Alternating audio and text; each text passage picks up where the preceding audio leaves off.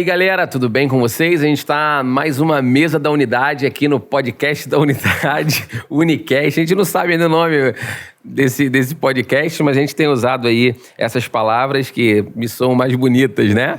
E a gente está muito feliz de estar aqui novamente. Eu sou Adiel. Eu sou o Felipe José. Estamos hoje aqui com o nosso amigo... Chicão, galera. Chicão, pastor auxiliar ali na Igreja Família Viva, em Volta Redonda, antiga IPV, não é isso? Sim. Uma transição bem recente agora. Pois é, tem 2 semanas que aconteceu a definição, a gente já vem conversando sobre isso na liderança da igreja há um tempo, mas transicionamos aí o nome, entendendo que nós estamos num novo tempo. Mas Legal. Igreja Família Viva em Volta Redonda. Legal. Então, você de Volta Redonda, você da região ali, com certeza conhece a IPV, que é uma igreja muito forte, mas hoje eles estão ali numa direção de Deus como família viva. E pra gente é uma alegria muito grande, Chicão. A gente teve já o privilégio de ter o nosso primeiro entrevistado, que foi o pastor Diego Campos, ali do Projeto Vida Nova de Irajá. Foi um tempo incrível. E você é o nosso segundo convidado nessa mesa aqui. Então, que honra. Ou seja, pode dizer que você tá no top 5. da unidade. poxa Da unidade. vida, né? Isso aí é... Isso aí, Pra rapaz. gente Não é pra qualquer um não, né? Não. É assim, a gente procurou muita gente, só vocês tinham agenda. Brincadeira também. brincadeira. Deixa eu dar outras pessoas, não conseguiu, né? A gente respondeu mais rápido. Não, brincadeira. Mas... Só A gente tem chamado referências, né, Chicão? Então você é uma das Mas aí referências. elas não vieram, né? Não. Você é uma das referências que a gente tem convidado, tem convivido e que a gente pensou, quando a gente pensou no podcast, o que a gente pode trazer?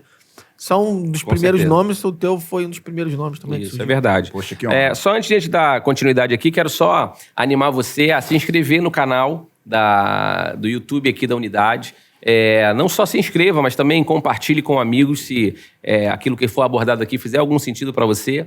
Também curta o nosso vídeo e, mais importante, gente, comente, porque a gente precisa ter um termômetro de como está sendo a experiência para vocês que estão recebendo de casa esse conteúdo. E, como eu tenho dito, a gente não é profissional, a gente não vive disso, a gente está aprendendo também. E, com certeza, a contribuição de vocês vai dar uma direção legal na gente. E acesse também ao portal da Agathos Play, que lá você vai achar um monte de conteúdo bem legal, outros podcasts também bem legais, e o nosso podcast da Unidade, que vai estar O lá. arroba da Unidade no Instagram? Unidade RJ. Isso, segue lá. E Agathos Play, a rede para o bem. Já pra galera se ambientar e conhecer você um pouquinho melhor, qual o seu arroba no Instagram, Chicão? PR.Chicão. pr.chicão. Então, Sem o tio, né? Chical. Beleza. Bom, você é um cara que ama falar sobre chamado, né? E de onde nasceu esse despertar no seu coração, Chicão, sobre esse tema?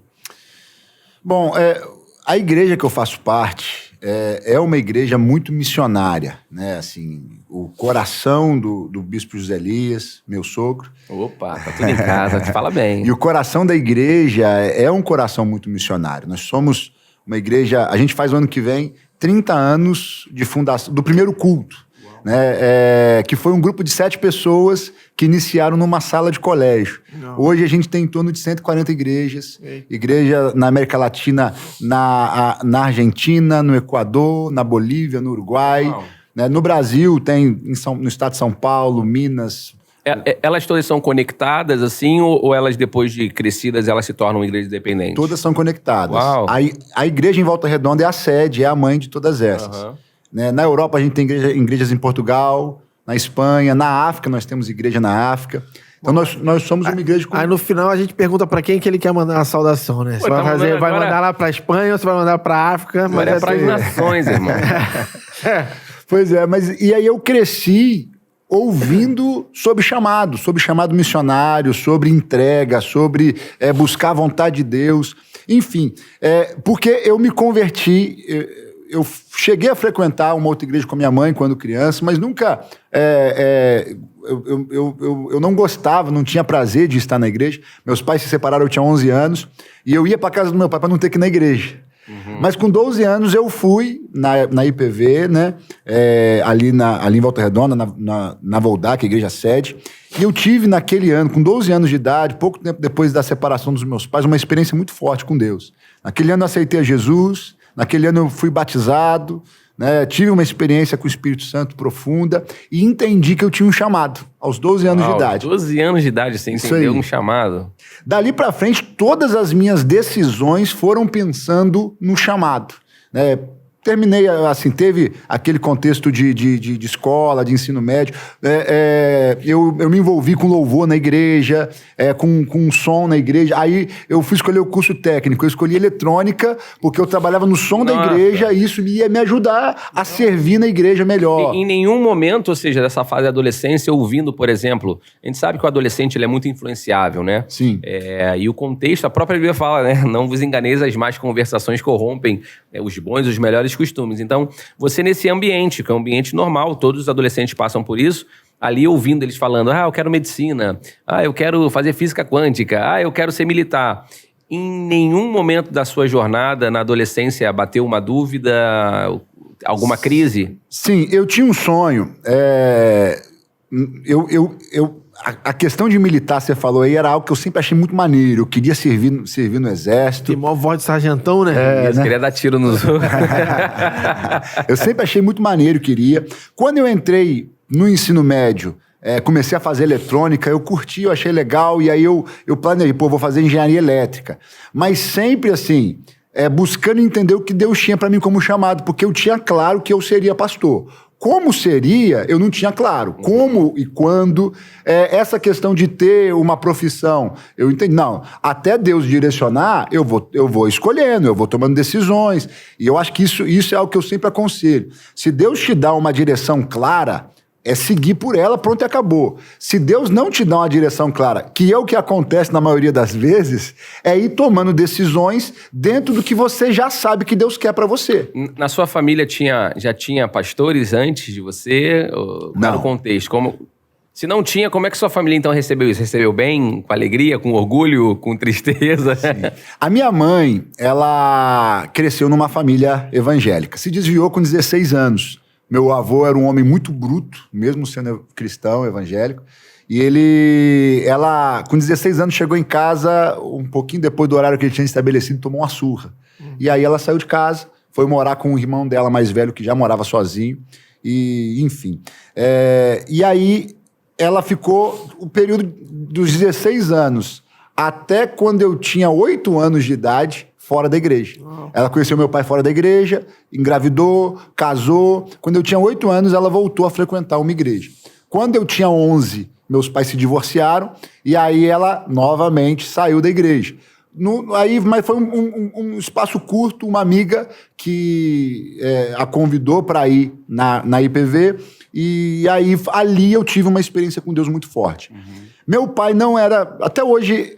Meu pai já aceitou a Jesus, já orou, entregando a vida para o Senhor algumas vezes. Me criticava muito pelo meu envolvimento com a igreja, porque como eu falei, com 12 anos eu entendi que eu tinha um chamado, então eu estava na igreja o tempo todo. Tudo que eu podia fazer parte eu fazia, eu liderava a célula, eu era do louvor, eu era do teatro, até do Ministério de Dança eu fiz parte, cara. Meu Deus do céu. Eu não sei porque todo mundo ri quando eu falo isso. Aquela calça de lycra, imagina o Chicão altão. Aquela roupa de cetim. Calça de lycra. Não era lycra não, era na época do cetim, cara. Ó, teve um evento na cidade uma vez, Josué Irion, cara, foi pregar na nossa cidade. E aí cada igreja, foi um evento do Conselho de Pastores, cada igreja ficou responsável com o desenvolvimento de algo. E a IPV ficou com a dança, cara. E aí eu fui escalado pra dançar. Tinha que participar. O Chicão era aquele que entrava carregando as meninas no alto, porque ele é altão, jogava lá no alto. Imagina a zoação. Eu devia ter... Eu não namorava aquela árvore. Eu devia ter uns 15, 16 anos, cara. No outro dia na escola, velho. Que zoação. Eu estudava no Colégio Batista, em Volta Redonda.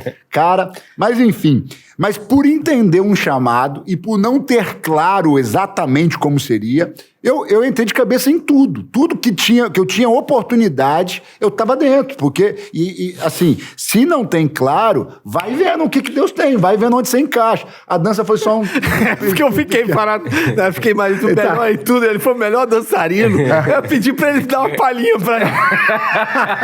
Aí você me arrebenta, cara. No final, a gente tenta botar nos créditos algum passo. Não, de Mas o legal, cara, o bom é que não tem nenhum registro da época. Porque a gente já filmava algumas coisas. Era na época do VHS. Vou procurar, procura aí, galera. Se você já teve acesso a algum conteúdo, por favor, envia para nós, é muito importante. A gente vai pagar um dinheiro nisso. Mas deixa eu te fazer uma pergunta, nesse contexto ainda. E hoje, você é pastor, mas você tem irmãos, você tem mais alguém é pastor? Como é que tá hoje? Meu irmão, eu tenho um irmão família, apenas. Na verdade. Meu irmão, ele cresceu na igreja comigo. Quando ele entrou na faculdade, ele se desviou também. Né? Seguindo aí, talvez, o contexto da minha mãe aí. Sei, porque eu ia te perguntar, se não teve nenhuma época da sua vida que você deu uma desviada, não. Ou depois dos 12 anos ali, foi firme ali na igreja? Dos 12 anos até hoje, eu sempre... Claro que a gente sempre teve falhas, tem aquela questão de adolescente, né? De momentos difíceis, mas nunca saí da igreja, nunca me afastei do propósito. Lindo. E teu irmão dançou também, não? Não, meu irmão não dançou, não. Tá bom, foi a última. Mas ele hoje está no desenvolvimento pastoral. Ele hoje está desenvolvendo uma liderança de faixa etária na igreja lá, com jovens adultos, casou, tem um ano que ele casou com a líder da intercessão dos jovens. Nossa. Ele voltou pra igreja, eu já dei um jeito, né? Tá. Beijo aí, Flávia, cunhada, meu irmão Pedrão, mas ele tá no desenvolvimento pastoral hoje. Não. Mas não tinha, na minha família, não tinha ninguém. Mas tem uma história legal da minha avó, porque a minha avó, ela conta que quando ela teve um chamado missionário, meu avô não era convertido ainda, e ela estava num culto de missões e houve aquele apelo missionário, né? Se você tem um chamado missionário, vem aqui na frente. E ela estava com meu tio mais velho do lado, com a minha mãe bebê no colo e grávida do meu tio mais novo. E aí ela orou e falou, Deus, eu não posso ir. Eu estou sentindo o Senhor me chamar, mas eu não posso ir. Como é que eu vou? Meu marido não é crente, eu com 3 filhos. Mas a minha filha está aqui. Eu te entrego a minha filha para esse chamado. Uau. A minha mãe se desviou com 16 anos, como eu falei. Quando eu fiquei sabendo dessa história, nesse período de adolescência, eu orei e falei, Deus, cumpre em mim, que não passe de mim. Coisa linda. Que o chamado da minha avó, que ela apresentou a minha mãe se desviou, e eu quero que esse chamado aconteça na minha vida. Coisa linda, cara. Coisa linda, coisa linda. E então, qual foi, na verdade, a sua direção de formação? Ou seja, até você se tornar um pastor, você teve alguma formação superior? Você entrou para o seminário direto e ali foi desenvolvendo a teologia? Sim. Eu fiz o seminário local da nossa igreja lá. A gente tem até hoje, por módulos, e aí, à medida que você vai cumprindo os módulos, no final você tem um curso, assim, considerado talvez bacharel em teologia, mas é denominacional. Então, a gente tem a escola de líderes, que é para formar líder de célula, depois a bibliologia, que é assim, esse módulo de um estudo mais específico dos livros da Bíblia, a escola ministerial e a escola pastoral. Então, são módulos. E eu vinha fazendo. Entrei para o ensino médio, queria fazer a faculdade de engenharia elétrica, por causa da eletrônica, eu gostei, mas no finalzinho, no meu terceiro, eu fiz o médio, eram 3 de médio e 1 de técnico. Na época tinha muito essa questão do curso técnico paralelo, era 3 anos o médio técnico. Eu entrei para web técnico. Design, nada a ver comigo, mas eu entrei. Mas aí, quando eu estava no terceiro ano do ensino médio, a minha esposa, que hoje é minha esposa, na época a gente namorava, ela já tinha terminado, como eu falei, ela é um ano mais velha que eu, e aí a gente tem uma escola de treinamento missionário, hoje a gente chama de Viva Go, que é um projeto do jovem dar um ano para Deus, assim, antes da faculdade, é o que a gente sempre incentiva os jovens da igreja, antes de entrar na faculdade, dar um ano para Deus. É mesmo? E aí, na época, a gente tinha essa escola. Você pode falar mais um pouquinho disso? Como é que isso funciona? Eu nunca ouvi falar nada disso.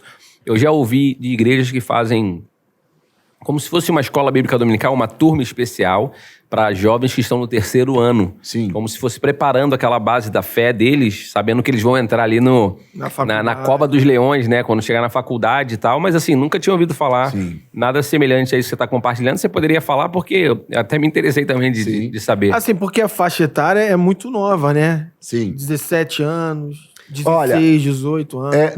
Não é específico para essa faixa etária. A gente tem pessoas mais velhas, às vezes até casais que vão. Okay. Mas a gente foca na juventude, a gente motiva antes da faculdade, dar um ano da vida para Deus. Primeiro, numa forma de descobrir chamados. né? Depois, se a pessoa não tem um chamado específico, missionário, pastoral, para ser um pastor em tempo integral, até essa questão do tempo integral, depois você me lembra que eu quero falar um pouquinho disso. Beleza. Mas assim, às vezes vai dar ferramentas para que ele seja um crente firme, forte, convicto na faculdade. A gente vê muitos dos nossos jovens, quando entram na faculdade, se desviam. Né? E é desesperador até, né? O cara cresce na igreja, cresce na escola dominical, cresce ouvindo, aí quando ele entra na faculdade, ele se apaixona por Karl Marx, cara. É um absurdo isso, né? Vai se esfriando, quando Pois vai ver o cara... Né? Então, existe muitas ofertas, a gente sabe disso, mas enfim. E aí a escola é um ano de internato. O cara sai da igreja que ele serve, né? É algo que a gente foca num primeiro momento nas nossas igrejas, mas não é fechado para as nossas igrejas apenas. Uau. Mas a gente trabalha isso com os pastores para que os pastores enviem jovens que tenham um chamado, né? 2, 3 da igreja lá e tal. E aí ele fica um ano, a gente tem um sítio ali, uma cidadezinha perto de Volta Redonda. Ele mora nesse sítio durante esse ano. É internato. É internato. O internato é um lugar lá que vocês promovem, Sim, e aí isso aí. capacitam, treinam e enviam ainda pra fora? Durante a semana, de segunda a quinta, é seminário. Eles estudam lá, pauleira, intensivo. E todo final de semana eles saem para alguma igreja. Para apoiar alguma igreja, para desenvolver algum trabalho de evangelismo. Cara, e aí é algo prático, né? E no final do projeto, a gente envia eles para ficar 3 meses em algum lugar, em alguma igreja. No Brasil ou no mundo? No Brasil ou no mundo. Coisa linda. Então teve alguns que foram para Bolívia, teve alguns que foram para Bolívia e não voltaram. Ficaram lá, estão desenvolvendo lá já há quase um ano lá da turma do ano passado. Nossa. Tem gente que vai às vezes para Bahia, tem gente que vai... Aonde a gente tem igreja, normalmente a gente envia para onde a gente tem igreja. Que é uma maneira de dar apoio para o pastor que está desenvolvendo, né, trabalhos missionários, e também cooperar com a formação desse cara que tem esse chamado. O que você queria falar sobre tempo integral? Pois é algo que eu costumo falar com a galera lá, a mentalidade que eu procuro gerar é que todos nós temos um chamado integral, independente de onde vem a nossa renda. Eu aproveito isso que você falou, porque eu não imaginava que você fosse falar isso, e isso emenda no tópico aqui que a gente tinha anotado, que se todos têm, né? Eu aproveito para você, ao responder isso, ao falar isso, você falar como ativar, como líder, sim, né, da sua juventude, que olha ali potenciais liderados que têm chamado, que podem desenvolver, e eles acreditam nele, como também o líder pode fazer para ativar chamados de pessoas que têm medo, às vezes tem uma família como a sua, que não tem um histórico de pessoas envolvidas ministerialmente, tem um certo, como você falou, seu pai criticava muito. Como trabalhar com isso? Conclui o que você estava falando e emenda nisso pra gente, se for possível. Sim, claro. Eu penso que essa questão de chamado integral tem a ver com o tempo que eu vou servir ao Senhor, né? A gente sempre liga a questão...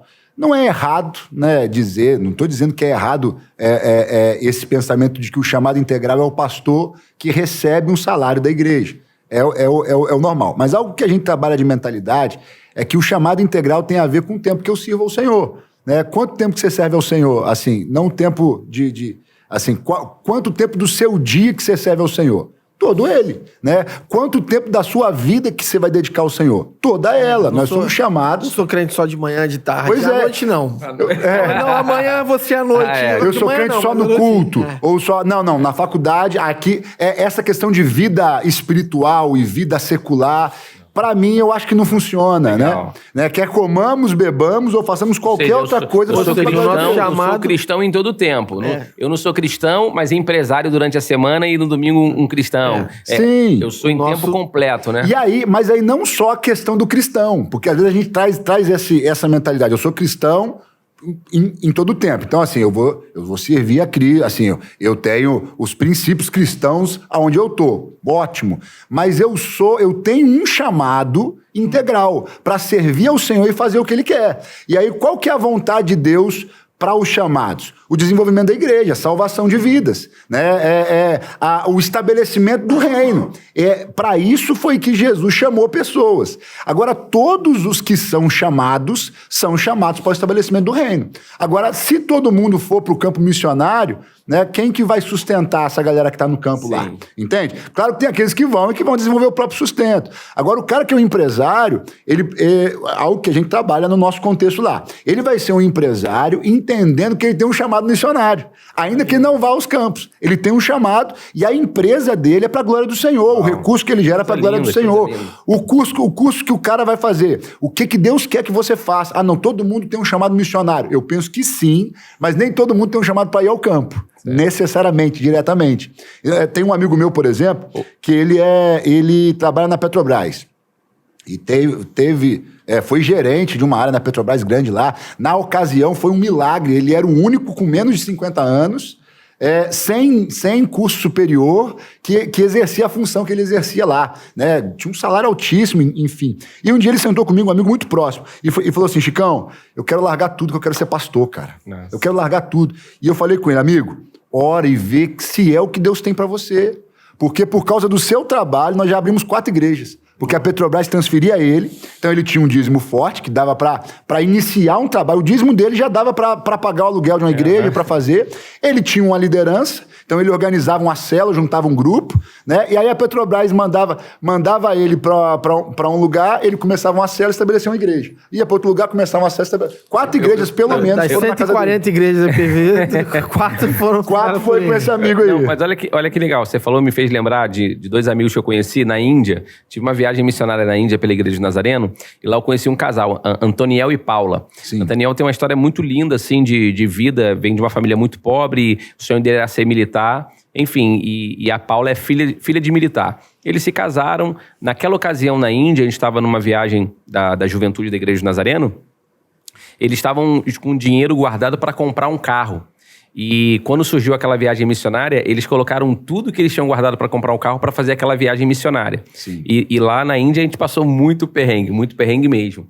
E só que quando eu fui conhecê-los e perguntar sobre a questão do chamado, eles têm um chamado missionário. E eles falaram, o nosso chamado assim, é para aqueles cantos mais remotos do Brasil. Sim. A gente quer estabelecer a igreja, a gente quer pregar o evangelho nos cantos mais remotos do Brasil. E ele falou, e o mais legal, e eu achei isso incrível, acho que tem tudo a ver com o que a gente está falando, ele falou assim, e o mais incrível é que o exército é a agência missionária que me envia sem saber. Olha, e ainda paga para eu plantar igrejas e pregar o evangelho. Cara, isso me impactou, porque aí ele falou que quando estavam fazendo aquela lista, você quer se mudar para onde? Os locais que eles preenchem não tem nenhuma concorrência. O pessoal quer cidades grandes, né? E tal, não sei o quê.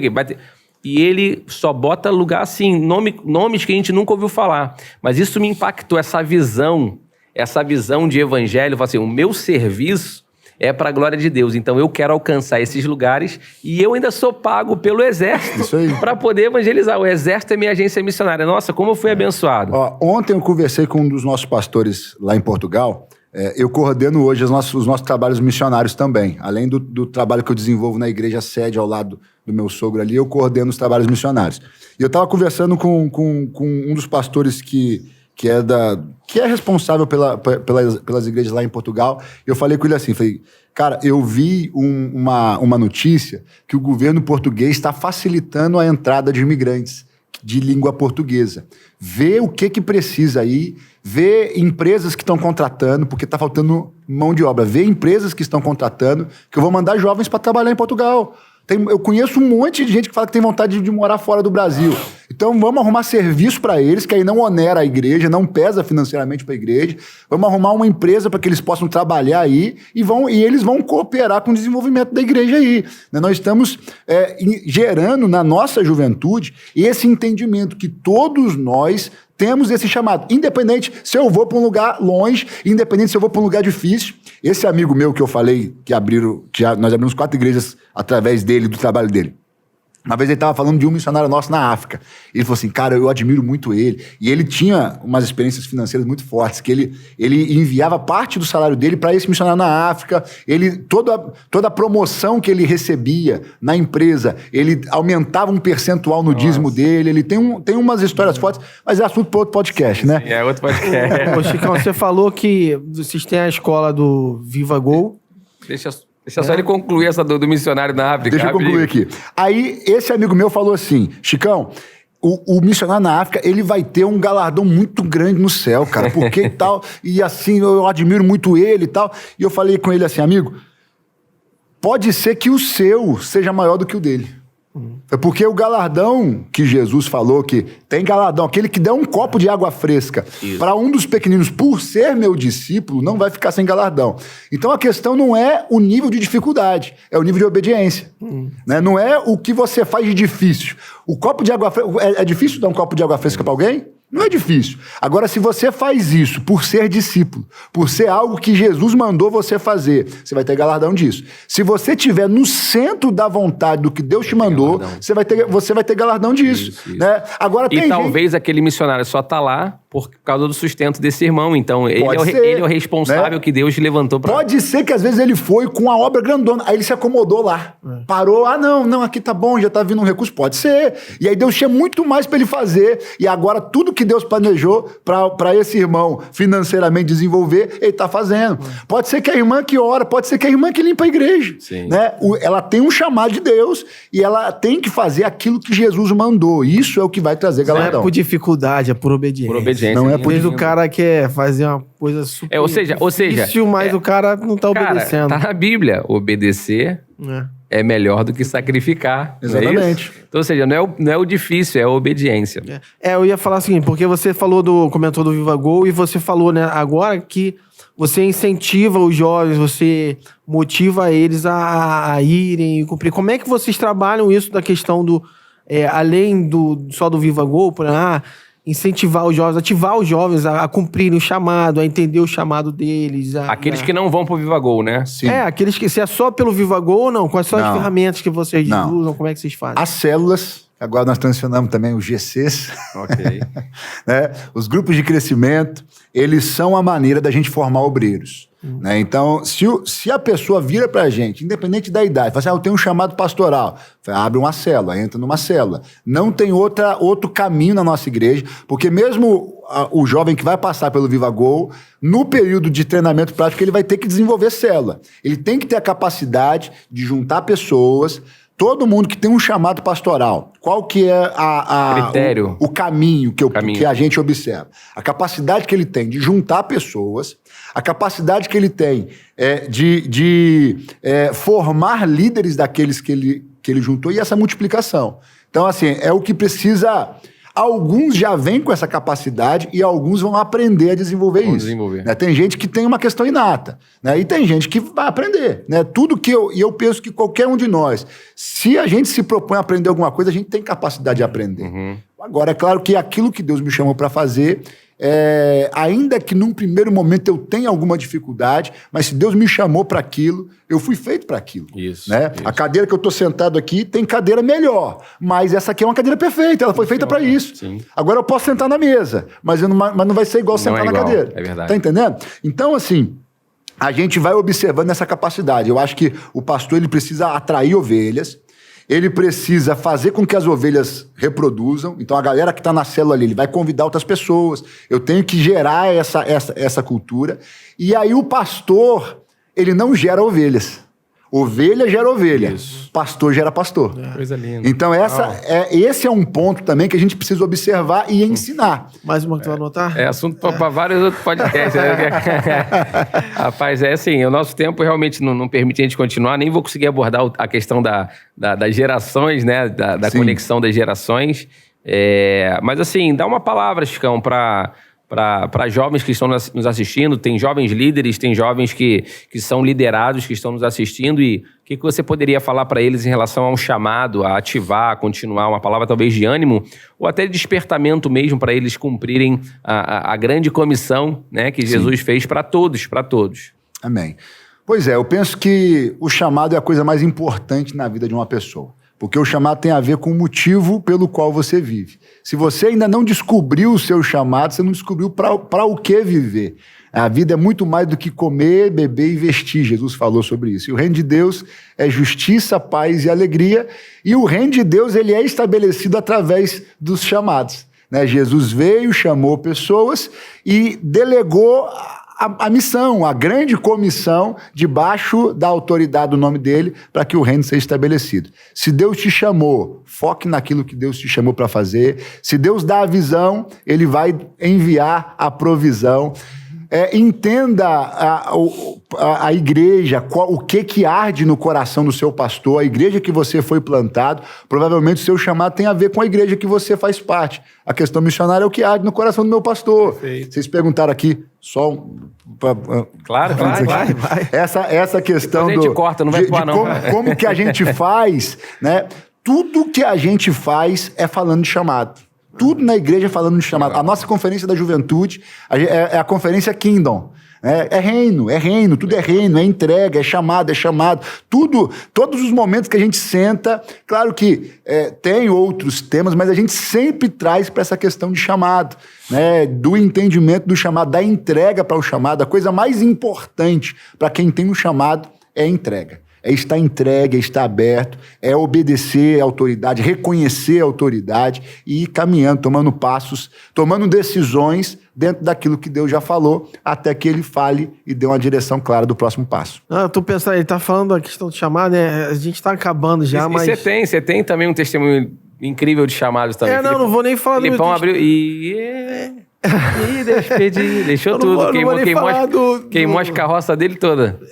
Mas não vou nem falar disso não, porque na verdade ele tá falando mas o que eu tava pensando é o seguinte, cara, é que o nosso chamado, ele não é o nosso chamado pra gente cumprir algo que Deus tá me dando, não, mas sim pra gente responder a algo que Deus tem perguntado e que tem sido muitas vezes a pergunta, a necessidade do local, da visão do pastor. Sim. E o nosso chamado é para ser a resposta a essa pergunta, né?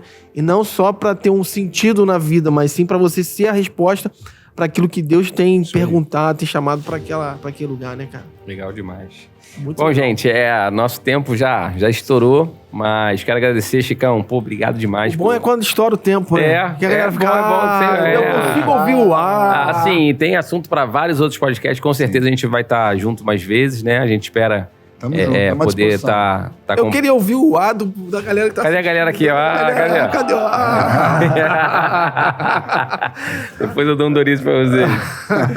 E é isso, então, agradecer você que está com a gente. Mais uma vez, se inscreve no canal, curta o vídeo, compartilhe, como eu falei, se fez sentido pra você, se o Espírito Santo trouxe alguém à memória através dessa palavra liberada, compartilhe com alguém. E também comente o que você achou, faça o seu comentário também de coisas que você acha que a gente pode melhorar e de conteúdos também que você quer ouvir através dessa mesa, a mesa da unidade. Que Deus abençoe vocês.